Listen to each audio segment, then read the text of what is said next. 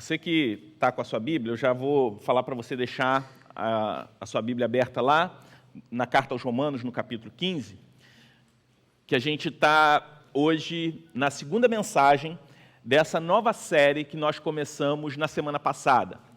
E o tema que nós temos para essa série de mensagens, que vai demorar mais ou menos 2 meses, é uns aos outros. Porque nós pensamos essa série. Assim como nós tivemos uma série até o mês passado, onde nós vimos um pouco, fizemos uma abordagem no Antigo Testamento sobre todas as biografias, algumas biografias que apontavam para a vida de Jesus.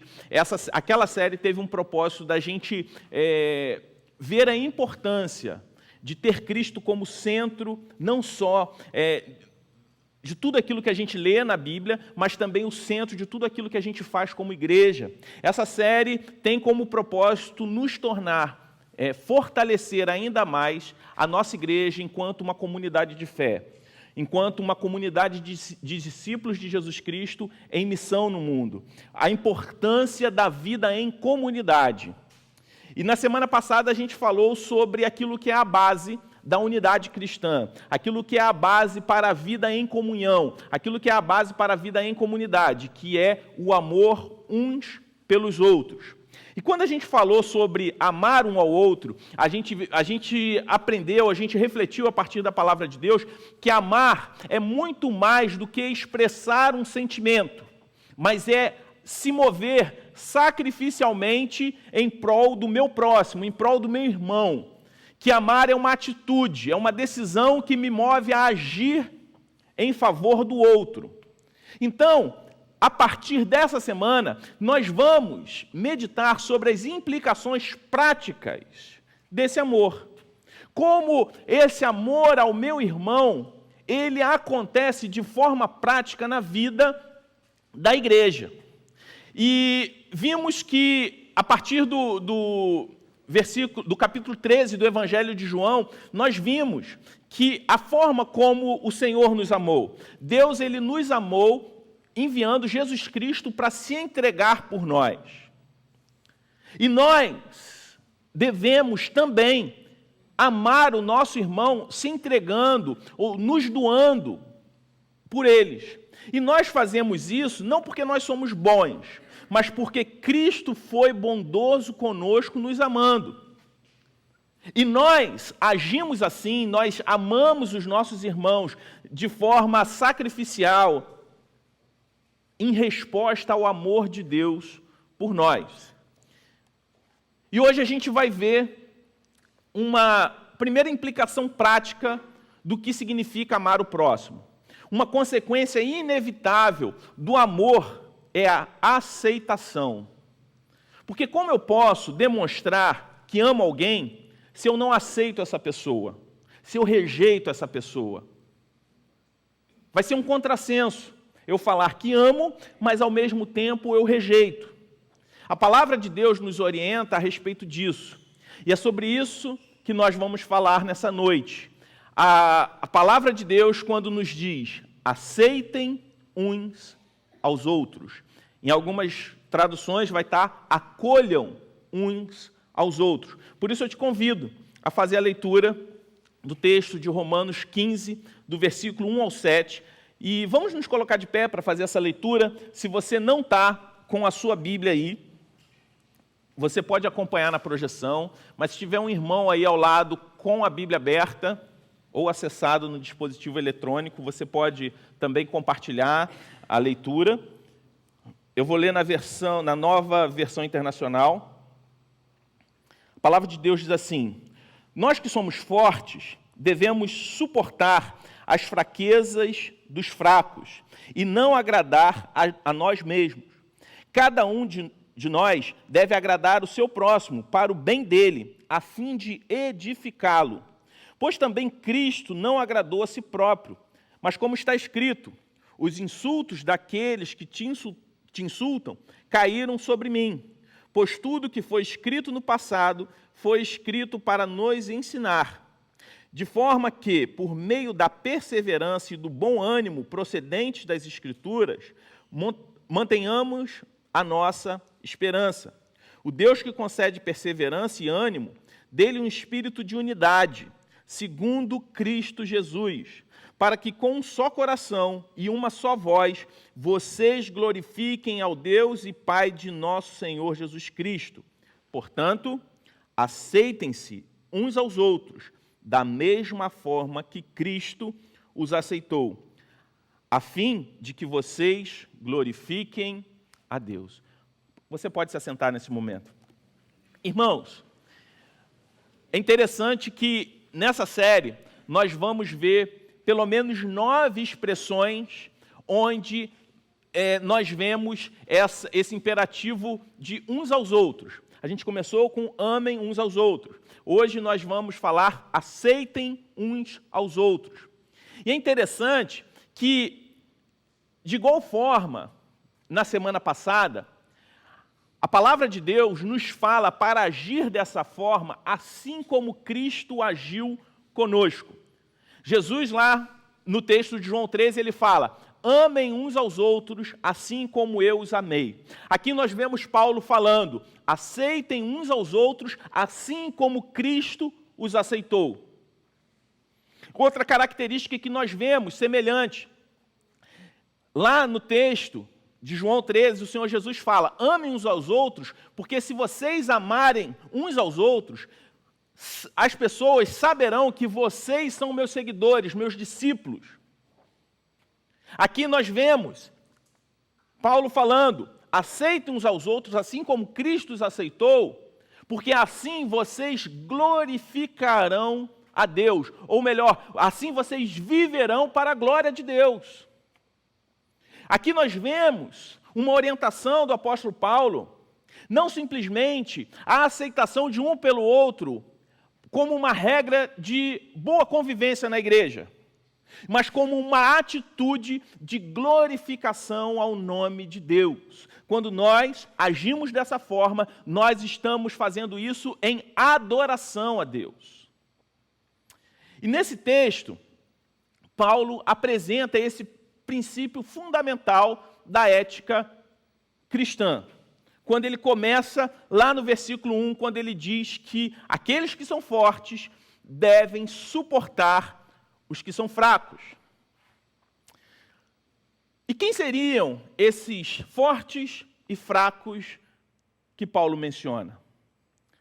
Que tipo de fraqueza e que tipo de força Paulo está se referindo?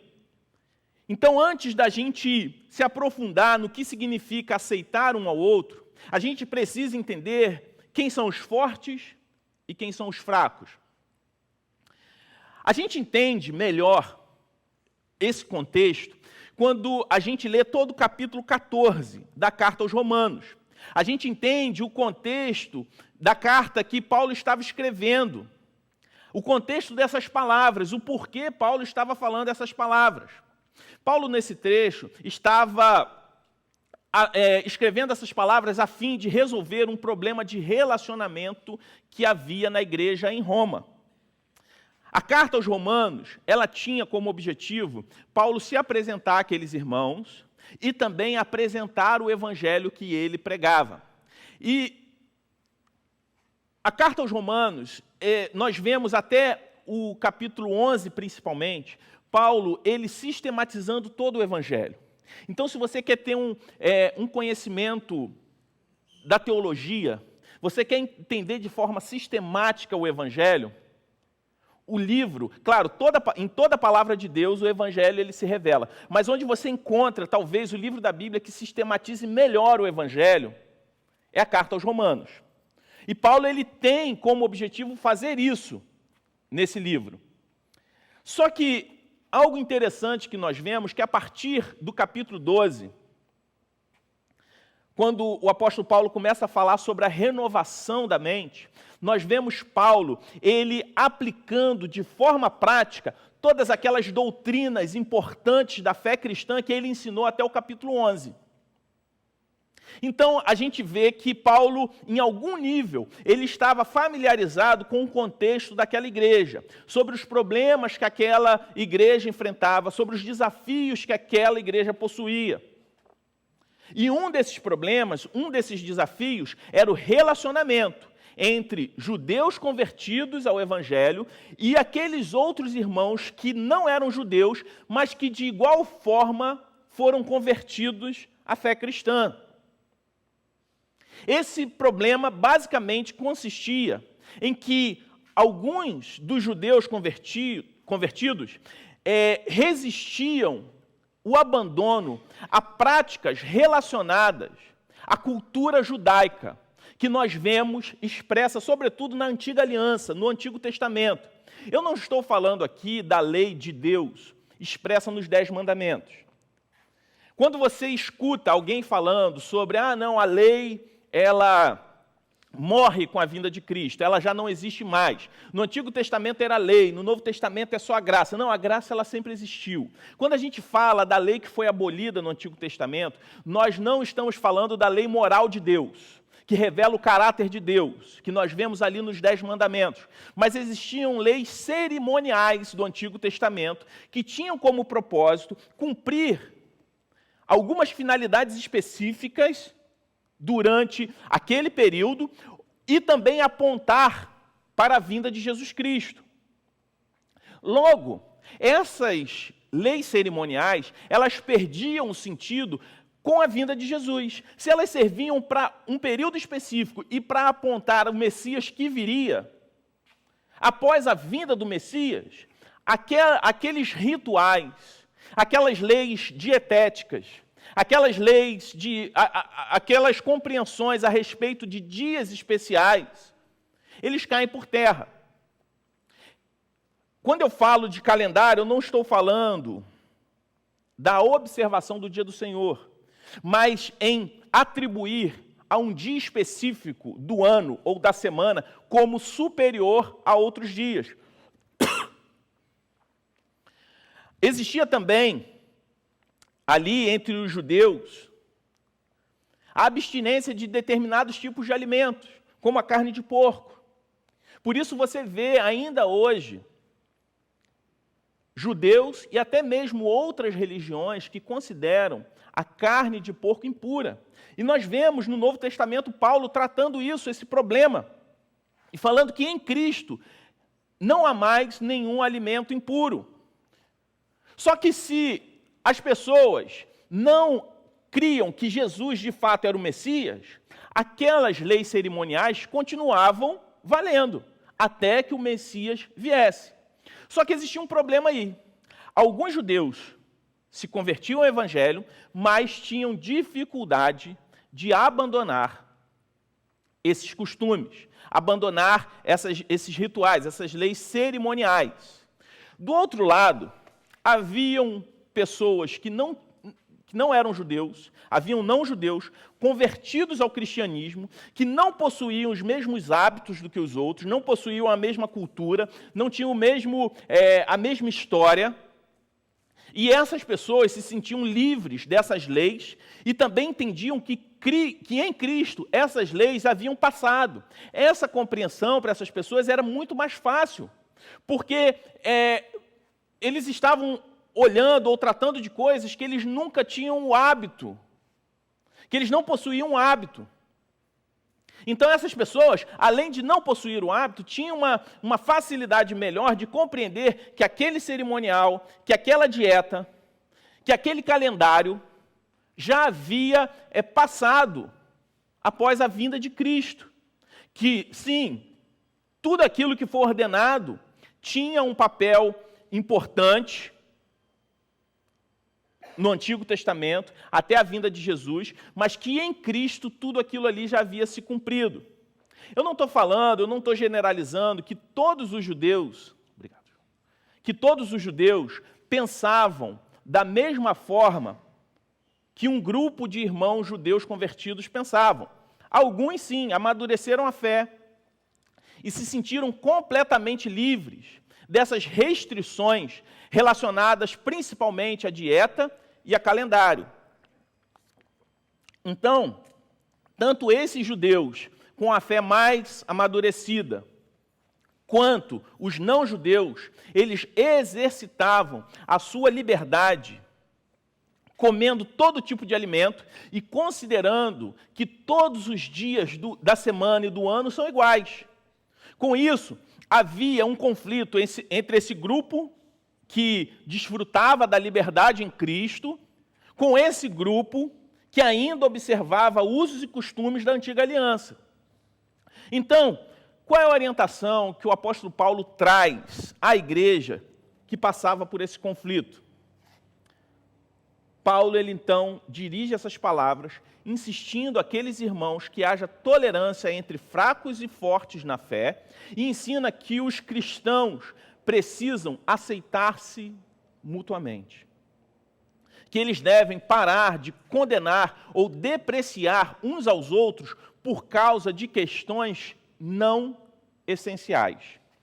Ao invés disso, todos aqueles que foram aceitos por Deus devem adorar a Deus com uma só voz e um só espírito. Que a igreja precisa de unidade. E a partir dessa unidade, adorar a Deus e viver em missão em unidade. Porque aquilo que unia aqueles irmãos, nós não estamos falando, meus irmãos, quando o apóstolo Paulo fala aqui, ele não está falando de falsos crentes, de pessoas que frequentavam o culto cristão, mas não eram convertidos de fato. Ele está falando de crentes fortes e crentes fracos, de pessoas que foram igualmente aceitas por Deus mediante a Jesus Cristo, porém, em estágios diferentes da sua caminhada cristã. Que essas pessoas possuíam um laço muito maior do que aquelas divergências. E esse laço era a união em Cristo que elas possuíam, que era a compreensão de que Cristo havia morrido pelos seus pecados e que através da morte de Jesus Cristo, aqueles irmãos eram igualmente adotados como filhos de Deus, apesar de qualquer divergência. E que por causa disso, essas questões, após o Evangelho, precisavam ser colocadas de lado e esses irmãos precisavam se unir para adorar e proclamar a Deus em unidade. E quando a gente olha para essa realidade na igreja de Roma, a gente se pergunta, o que isso tem a ver conosco? Não sei se aqui na igreja nós temos alguém que se converteu, que veio de um histórico judaico, que veio do judaísmo. Talvez não. Ou se tiver, certamente uma minoria. Talvez muitos aqui tenham um histórico já que nasceu num lar cristão, outros talvez tenham vindo do catolicismo, outros não tinham contato nenhum com o evangelho, mas não vem desse contexto judaico, onde observava a mesma dieta que aquele grupo de irmãos da igreja em Roma observava aquele mesmo calendário que aqueles irmãos lá de Roma, judeus convertidos ao cristianismo, observavam. Embora hoje em dia até existe, e em algum tempo esteve na moda, movimentos judaizantes dentro da igreja evangélica, a realidade, talvez, da igreja de Roma não seja exatamente a mesma realidade que nós vivemos.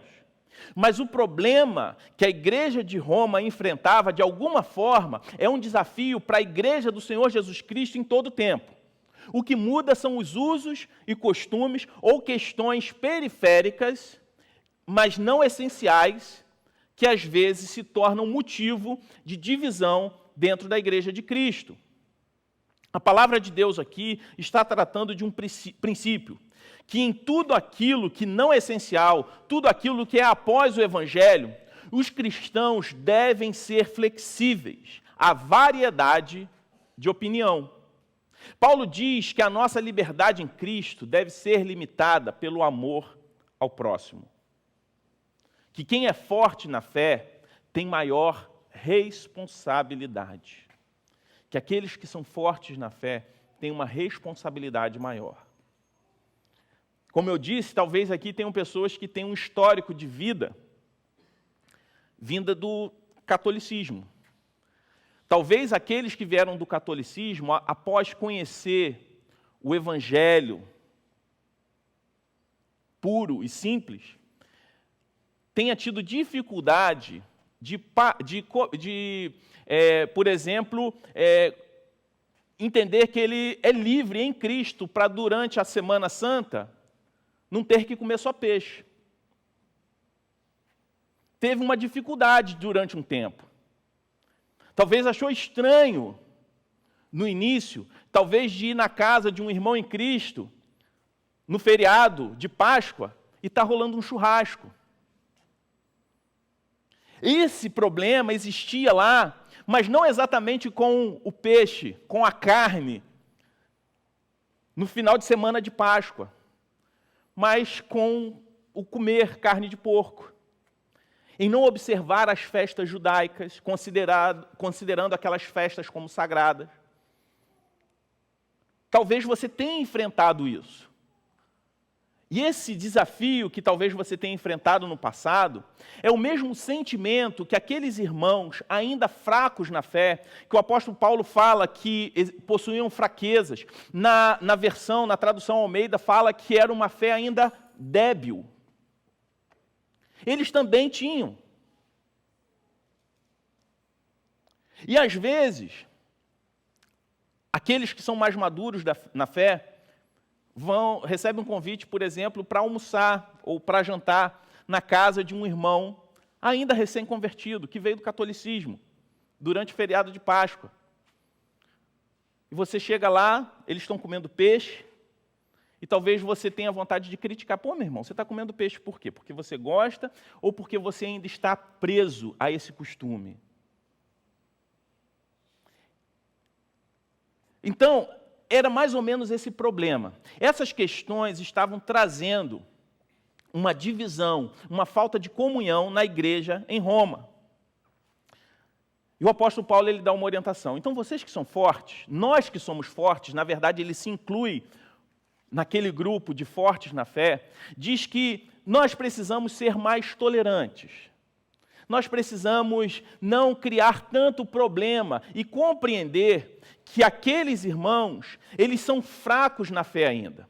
E é interessante a gente ver isso, porque Paulo se inclui como forte, mas quando a gente olha para a história de vida de Paulo, nós vemos que um dia ele também foi fraco, porque Paulo foi um fariseu. Paulo diz que nós, fortes, aqueles que são fortes, devem carregar as fraquezas daqueles que são fracos. Paulo não está falando em uma tolerância em relação a uma discordância em questões essenciais da fé cristã, como, por exemplo, o que é o Evangelho, quem é Deus, quem é Jesus, a morte e a ressurreição de Cristo, o que é céu, inferno, a existência do céu e a existência do inferno, quem nós somos e como Deus nos criou, que a Bíblia ela é a palavra de Deus e a nossa única regra de fé e prática. Paulo não está falando de uma tolerância em relação a compreensão, a essas questões essenciais. Pelo contrário, nós vamos ver o apóstolo Paulo em outras cartas, como, por exemplo, em Gálatas. Nós vamos ver ele, inclusive, atacando a questão dos falsos mestres, aqueles que distorciam o Evangelho, aqueles que adulteravam o Evangelho. Mas Paulo está falando sobre uma tolerância em relação a compreensões de questões pós-Evangelho, questões que não são essenciais, questões que estão após aquilo que é essencial. E geralmente, irmãos, o que causa briga na igreja, o que causa divisão, falta de união, são questões não essenciais. São questões secundárias. Normalmente as brigas são fruto de divergências em questões secundárias. Então Paulo aponta algumas responsabilidades para nós, crentes no Senhor Jesus Cristo. A primeira é uma reflexão que nós precisamos fazer. Até que ponto a minha liberdade está escandalizando os meus irmãos que são fracos na fé? Até que ponto o uso da minha liberdade em determinados ambientes está sendo motivo de escândalo para os meus irmãos que ainda são fracos na fé? Paulo ele não está condenando fazer uso dessa liberdade. Ele está falando sobre sabedoria no uso da nossa liberdade. Que os fortes precisam também, de igual forma, ajudar os fracos a compreender a liberdade que eles têm em Cristo, mas de forma amorosa. Porque ele fala o seguinte, que nós precisamos edificar, nós que somos fortes precisamos edificar aqueles que são fracos. Então, o apóstolo Paulo fala o seguinte, seja tolerante com o fraco para que ele seja fraco a vida inteira. Não, ele está falando o seguinte, seja tolerante com o fraco, mas edifique a vida dele. Mostre para ele o evangelho em amor, para que ele também fortaleça a sua fé, a sua compreensão a respeito de quem Deus é e da liberdade em Cristo que ele possui. Mas faça isso em amor. Não deixe que essa divergência crie uma divisão entre você e o seu irmão. Não deixe que essa divergência influencie na sua comunhão com ele. Por isso, o terceiro princípio que nós vemos nesses 7 versículos é que fortes e fracos não podem se abster da comunhão um com o outro por causa de divergência de opinião. E essa responsabilidade não é só do fraco, não é só do forte, mas do fraco também. Que questões divergentes, que não são essenciais à fé cristã, não podem ser um instrumento de divisão. Que eu não posso me abster da comunhão com o meu irmão por causa de questões secundárias, de compreensões secundárias. E interessante, quando a gente olha para o capítulo 14 da carta aos Romanos, nós vamos ver Paulo falando sobre essa questão do tipo de alimento que um grupo julgava impuro e que o outro grupo mais forte na fé entendia que em Cristo não havia mais alimento impuro. Paulo fala o seguinte, que aquele que se abstém de comer determinado tipo de alimento, se abstém de comer querendo agradar a Deus. E o que não se abstém, de igual forma, não se abstém também agradando a Deus. Paulo ele fala que maior do que o comer a carne de porco, maior do que o beber ou não o vinho, está a intenção que me leva a não comer aquele determinado tipo de alimento e a intenção que me leva a comer, que me dá liberdade em comer. Que mais importante que isso tudo é agradar a Deus. E que nós precisamos ser tolerantes porque essa divergência de opinião, ela existe, mas ambos os grupos fazem uso dessa liberdade e outros não, com o intuito de agradar o seu Senhor.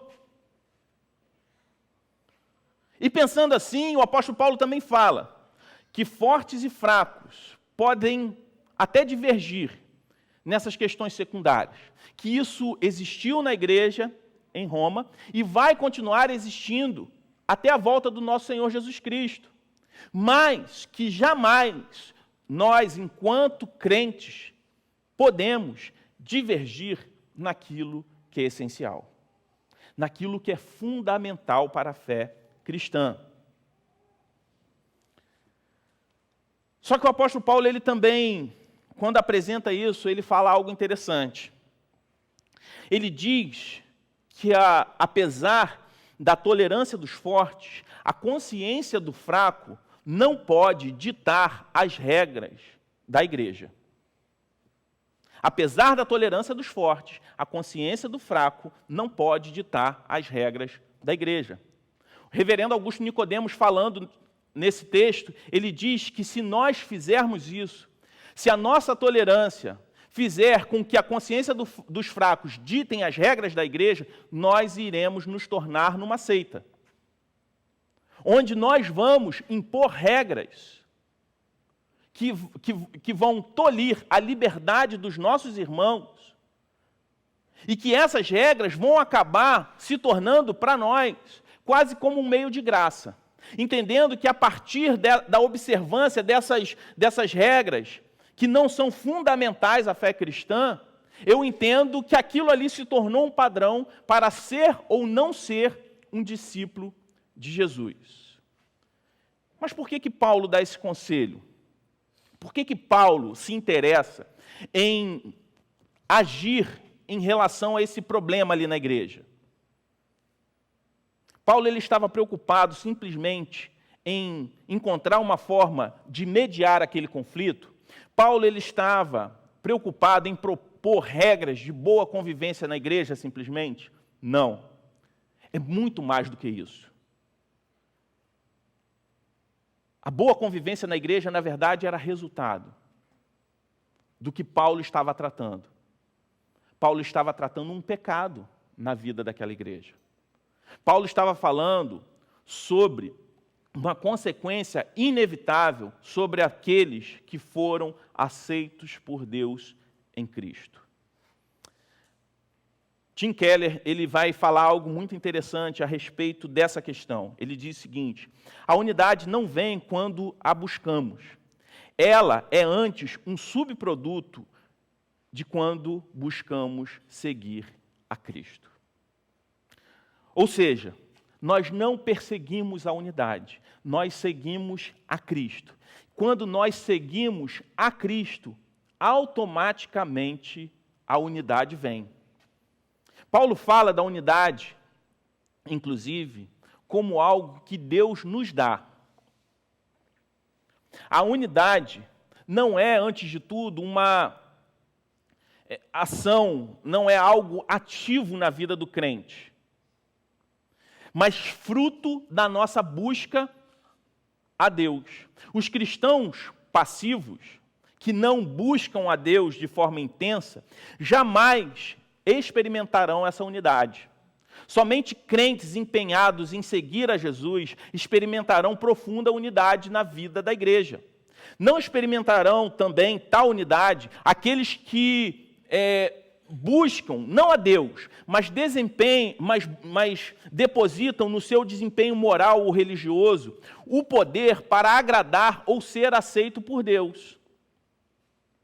Por isso, no versículo 7, nós vemos Paulo falando que a unidade cristã é baseada na nossa justificação em Cristo, que nós devemos acolher uns aos outros como Cristo nos acolheu. Só quando compreendemos que somos aceitos por Cristo e vivemos em resposta a isso, ao invés de vivermos a fim de sermos aceitos por Deus, mas que nós já fomos aceitos por Deus, nós acolheremos as pessoas. Mas por quê? Primeiro, quando eu penso que a partir do meu desempenho moral ou religioso, eu consigo atrair o favor de Deus, ou a partir desse meu desempenho eu sou capaz de manter o favor de Deus sobre a minha vida, quando eu penso assim, eu me tornei um legalista. Eu penso que é necessário fazer por merecer a graça de Deus, ou eu preciso fazer por merecer com que a graça de Deus permaneça sobre mim. Quando eu penso assim, eu fico o tempo todo tentando me justificar, porque quem está o tempo todo tentando fazer por merecer a própria salvação, procura acalmar a sua própria consciência, comparando-se com os outros, e tentando encontrar defeito nos outros irmãos, a fim de sentir, na verdade, que Deus deve favorecê-los. Quando nós vivemos assim, ficamos o tempo todo criando embate, desenvolvendo um espírito crítico desesperado, que é nada mais, nada menos que a tentativa de nos convencermos que nós estamos do lado certo. Passamos a impor o nosso legalismo para os outros, porque queremos dizer para eles que eles precisam, o que eles precisam fazer para serem justificados. E, na verdade, o que eles precisam fazer é andar exatamente da mesma forma como nós andamos. Para uma pessoa sem o entendimento correto do Evangelho, as diferenças de opinião a respeito de questões práticas após o Evangelho sempre serão diferenças enormes e insuperáveis.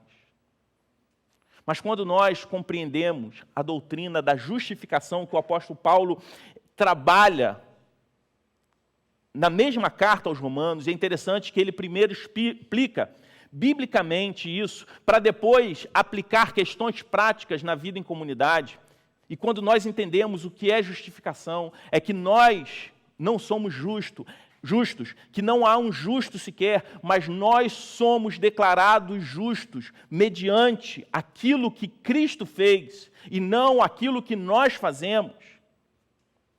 Que nós fomos aceitos por Deus, apesar de todas as nossas deficiências e falhas, e por isso, por compreendermos isso, nós somos capacitados para acolher outros também, apesar das suas deficiências, das suas falhas e das suas compreensões diferentes em relação a questões após o Evangelho.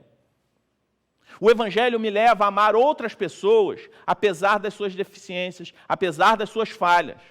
Quando eu entendo que eu também sou pecador e que existem pecadores que ainda estão engatinhando na fé, mas que também foram igualmente aceitos por Deus, eu também preciso acolher essas pessoas. Eu preciso também ter comunhão com essas pessoas. Ou seria eu alguém mais justo do que Deus? Ou seria o meu parâmetro mais rigoroso do que o de Deus? Uma vez que Deus aceitou essas pessoas em Cristo. Irmãos, eu não estou falando de um acolhimento sem a confrontação de pecados. Mas eu estou falando de que a mesma graça que operou a salvação na minha vida, também operou na salvação da vida daquele meu irmão, que ainda é fraco na fé. E que a mesma graça que me conduziu a uma transformação, também vai conduzir o meu irmão a ser transformado, assim como eu também estou sendo transformado a cada dia que eu caminho com Cristo. Irmãos, a palavra de Deus, ele nos fala sobre um Deus que nos aceita em Cristo, não pelos meus méritos, mas pelos méritos de Jesus. O Deus que me aceita, apesar de todos os meus deméritos, ele me aceita, não simplesmente como um servo, mas me aceita como um filho. Um Deus que me adota, que faz de mim um filho amado por ele, apesar da gente não ter razão nenhuma, ou mérito nenhum, qualidade nenhuma, apesar de não sermos amáveis, pessoas amáveis, Deus nos ama e nos adota como filhos. Nessa noite, do dia em que nós celebramos o Dia dos Pais, talvez hajam pessoas aqui que têm um histórico não muito bem resolvido em relação à paternidade. Talvez tenham pessoas aqui que nunca conheceram seu pai. Talvez pessoas aqui que conheceram seu pai, mas tiveram uma experiência terrível com ele. Que não possui uma referência aqui na terra positiva de um pai, de um bom pai. Eu queria te falar que o Evangelho também é a mensagem que nos dá essa boa referência de um pai.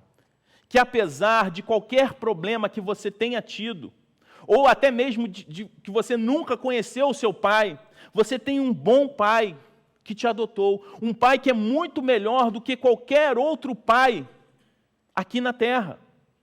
E você que tem essa boa referência de pai,